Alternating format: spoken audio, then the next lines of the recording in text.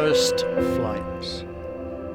In the latter part of 1916, I had the opportunity of hearing Mr. Herbert Bayard Swope of the New York World tell of conditions in Germany as he had seen them that summer. He convinced me of several things which had not been clear in the censored press dispatches. One was that the British Navy had by no means solved the problem of the German submarines, although the small number of sinkings at that time was so interpreted in our newspapers. A corollary was that Germany was voluntarily restraining her piratical activities until such time as she could secure enough submarines to make an overwhelming drive on transoceanic commerce, and finally, that such a drive was coming.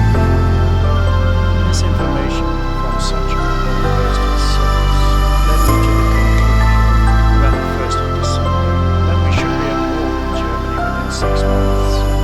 My next thought naturally was the question, in what field would my training as an explorer offer the best opportunity for sales?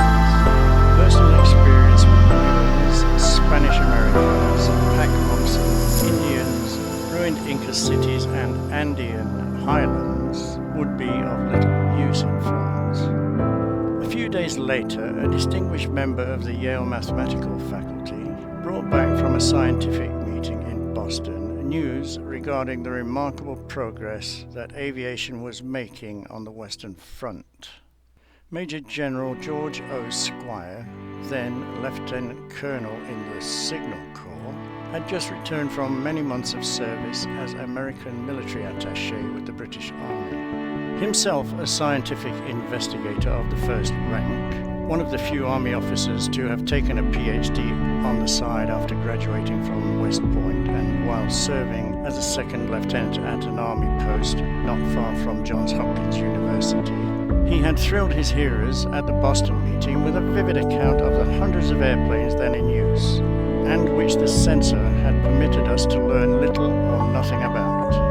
General Squire's contagious enthusiasm and his remarkable vision had so infected my friend the mathematician that I too caught the disease and became a crank on winning the war in the air. A fortunate circumstance took me to Baltimore about this time, where Professor J.S. Ames of Johns Hopkins, a keen student of aerodynamics, confirmed my belief that a rapid development of the Allied air service was the best way to defeat Germany quickly.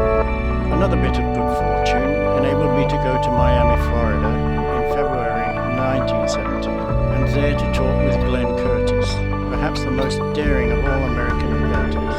His fondness for going faster and his willingness to be content with doing it only once had led him to make a remarkable number of records, both on land and sea, as well as in the air.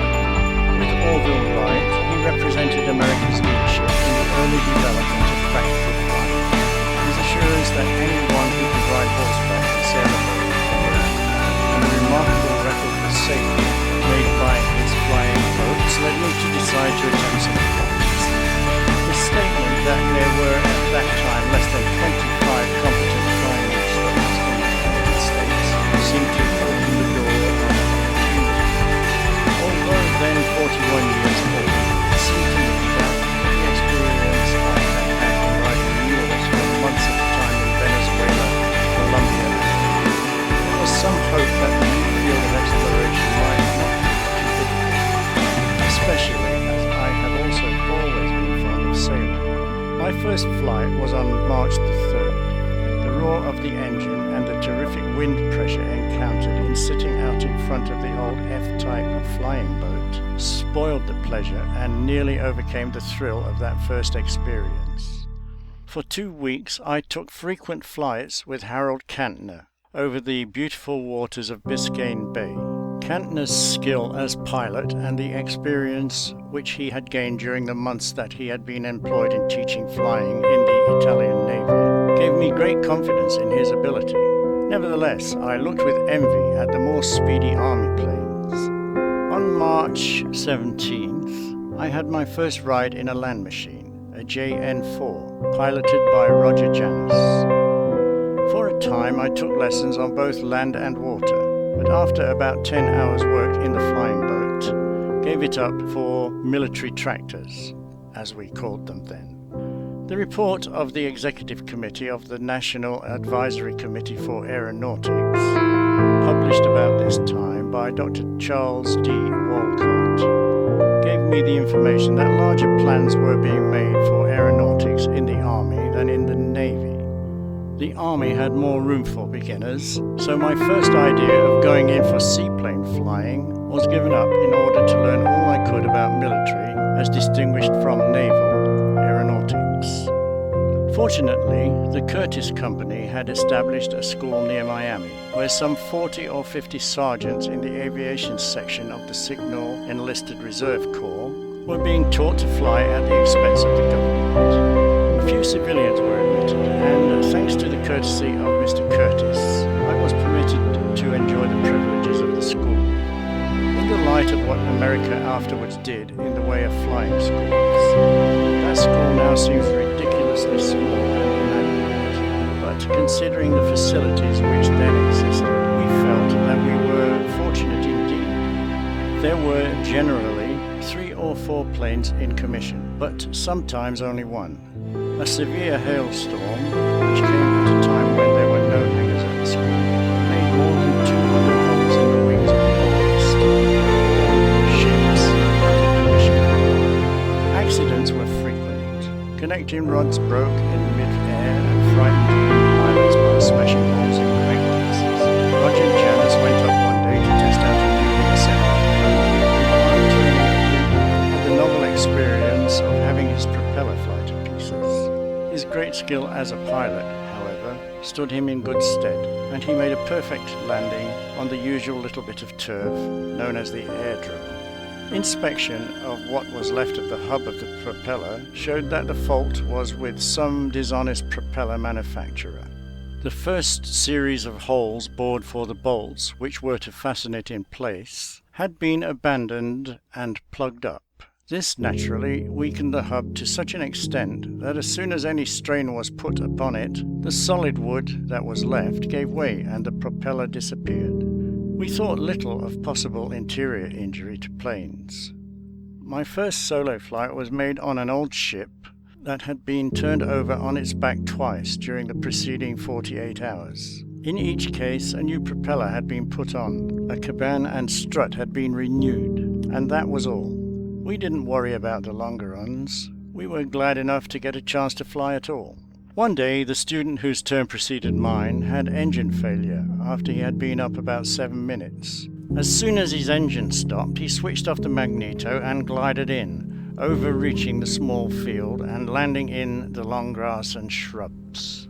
The mechanics at once went out to see what the matter was, made a successful attempt to start the engine, listened long enough to convince themselves there was nothing wrong, and then hauled the plane back to the landing field. The young pilot was reprimanded for having made an unnecessary landing and told to go up again, which he declined to do. So the machine was handed over to me. 2 days before, I had made my first solo flight, and this was to be my 3rd attempt without a teacher. The motor started off well, and I had attained some little altitude after flying for about 7 minutes, when the motor unaccountably stopped. I switched off and started to glide for the field, when it occurred to me that this trouble might not be anything serious and would only lead to my getting reprimanded as had my predecessor. So I switched on again, and to my delight the engine took hold and went very nicely for about a minute. Various switchings on and off succeeded in making the motor run occasionally, until I noticed that the wind was driving me some distance away from that little spot of dried Everglade land that meant safety. Between me and the airdrome, however, was one of the dredged Everglade drainage canals with 25 or 30 feet of limestone rock piled up on each bank. If I had to land at this side of the canal, it would mean being tipped upside down, for the dried muck was too soft to allow the landing wheels to run on it. Consequently, the temptation to extend the glide and get over the canal to the hard ground beyond was irresistible. Then, too, the engine occasionally gave a burst or two, which helped for a few seconds at a time. I got over the first bank of the canal all right, and by nosing down toward the water, picked up just enough speed to clear the other bank and enable me to pancake in the sand on the edge of the aerodrome. Fortunately, no damage was done. It certainly was wonderful what those old JN4s could stand. By the time the mechanics got out to the plane, they were able to start up the engine. It ran nicely for a few minutes, then stopped. After a while, somebody found out what was the trouble. The night before, an enthusiastic pilot, in his mad desire to get in a few moments flying before dark, had hastily filled the gas tank and taken his flight without putting back the ventilated screw top. He went home with it in his pocket. The next morning, the sergeant, whose duty it was to fill the tank, not being able to locate the proper plug, hunted around in the little machine shop until he found one that fitted and thoughtlessly put it on, although it had no air vent in it. Consequently, after a little gasoline had run down out of the tank into the carburetor, a partial vacuum formed and prevented the engine from getting any gas until some air could leak in and release a little. Hence the strange behavior of what might have been a badly crashed engine. One day, a newly assembled plane, the wings of which were not exactly of the same pattern, was piloted by an inexperienced teacher who had with him a new pupil on his first or second flight. They got into a tailspin and fell over 1,500 feet, making a complete crash. The engine was partially buried in the ground and the plane was so flattened out that hardly any of it was more than a foot above the surface. It seemed like a miracle that neither one of the occupants was killed. Both of them were out of the hospital and hobbling around in about 10 days. It gave us more confidence to see what might happen without a fatal ending. There was plenty of opportunity to learn practical rigging and fitting. Tom D., who had been with the Curtis Company for several years and who had forgotten more about airplanes than most of the world would ever learn, was always willing to teach us how to repair damaged planes, but he had no use for loafers or gamblers. One day, Sergeant, later Captain, Blake arrived as the government representative. He had been in the Signal Corps for many years and was an excellent type of the old regular Army sergeant. He had rather a hard time with the noisy group of ambitious young pilots who were impatient at delays in securing proper training equipment and who saw little to be gained in doing squads right for an hour in the broiling tropical sun. Nevertheless, they stuck to it faithfully. In the course of the next year and a half, several of them made enviable records in the air service. At least 4 were promoted to captaincies. Most conscientious of all and most uniformly cheerful in the performance of his duty was Hamilton Coolidge of Groton and Harvey, who later earned the Distinguished Service Cross and was one of the American aces. He was killed by a direct hit from an anti-aircraft gun. Others included John Mitchell, who also became a captain in the air service and commanded a squadron at the front. Fred Harvey, a born flyer who was so greatly appreciated that he was not permitted to go abroad until shortly before the armistice was signed. And Arthur Richmond, who, like Harvey, was promoted to a captaincy for distinguished service in American training schools, but, although he spoke French fluently, was denied the privilege of getting to France. Never in my life have I felt so old as I did during the 2 months of association with this brilliant group of young pilots, who had all been born while I was in college or since I had graduated, and whose youth and skill were to entitle them to render most meritorious and distinguished service in helping to win the war in the air. As soon as war was declared,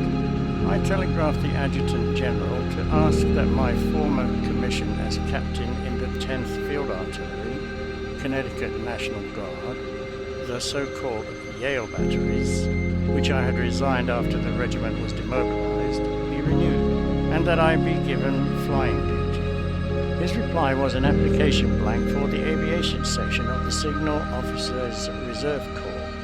This I filled out and sent with a letter to General Squire, telling him why it seemed to me that, even though well past the pilot's age limit of 30 years, I might be of use at least as an instructor in the air service. On April the 30th, I passed my final test for the Aero Club license and was breveted as an aviator pilot. The next day, greatly to my joy, I had a telegram from General Squire asking me to come to Washington immediately to assist in selecting and training aviators. Needless to say, I took the next train. General Squire had recently been made Chief Signal Officer of the Army, and as such was in charge of all Army Air Service activities. He explained that he had sent for me because he believed my experience in exploration and teaching, with the few months of intensive military training with the Yale batteries and flying at Miami, had given me a good preparation for the new undertaking. He said the first thing to do was to go to Toronto. Just what I was to do in Toronto, apart from the fact that representatives of several universities were to meet me there, was not quite clear. But General Squire said that if I would simply announce my arrival in Washington to Dr. William F. Durand, the Executive Secretary of the National Advisory Committee for Aeronautics, he would explain the whole situation and tell me what to do. Dr. Durand's office was in the Munsey Building, that busy hive which contained so many of the activities of the National Council of Defense, and which at that time seemed to be the home of most of the dollar-a-year men. He greeted me with the disconcerting question, "What brings you to Washington?" However, matters were soon explained, and he very kindly gave me letters of introduction to the representatives of the universities of California, Texas, Illinois, Ohio, Cornell, and the Massachusetts Institute of Technology, who had been invited to go to Toronto to see how the University of Toronto was cooperating with the Royal Flying Corps in giving ground school training to would-be military aviators. No one appeared to know exactly how the plan was to be worked out in this country.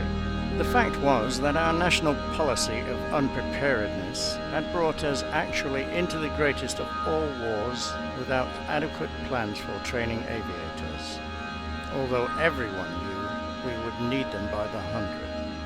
It may not be out of place to state here that during the first few months of my duty in Washington, the officer who, under General Squire, was in immediate charge of the aviation section of the Signal Corps, was not a pilot, had only been up once or twice, was frankly afraid to fly even as an observer, and went so far as to say to me that, for the father of 7 sons to take flying lessons, showed that he did not love his children. I could not help wondering whether the Secretary of War would expect an officer who was afraid of riding horseback to direct the fortunes of the Mounted Service School, or even command a cavalry regiment successfully. End of First Flights.